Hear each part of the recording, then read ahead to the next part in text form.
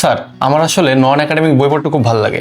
আমি দেখছি যে ভালো ভালো যে বইগুলো থাকে বিশেষ করে সেগুলো ইংরেজি ল্যাঙ্গুয়েজে লেখা থাকে। তো সেই ক্ষেত্রে কি হয়, আমি পড়তে পারি, বুঝতে পারি, কিন্তু আমি যখন ইংরেজিতে কথা বলতে যাই তখন আসলে আমি বেঁধে যাই, পারি না। এটা কেন? আমি ব্যাপারটা বুঝেছি, আপনি অনেকটা এগিয়ে আছেন। ব্যাপারটা কিরকম জানেন, আপনার ভোকাবুলারি এনরিচ হয়েছে কিন্তু আপনি এখন আউটপুট নিতে পারছেন না। এটার জন্য আপনাকে যেটা করতে হবে, আমাদের ফর্মুলা বেসটা ফলো করতে হবে। কেমন দেখেন, আমি আপনাকে একটা ফর্মুলা দিচ্ছি, সেটা হচ্ছে আই প্লে।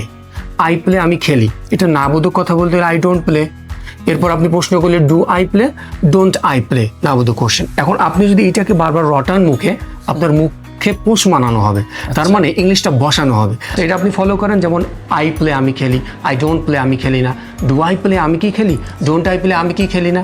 ব্যাপারটা বুঝেছেন? এইটা হচ্ছে মেন জিনিস। আপনি এটা করলেই দারুণ হবে, আপনার ভাষা চলে আসবে।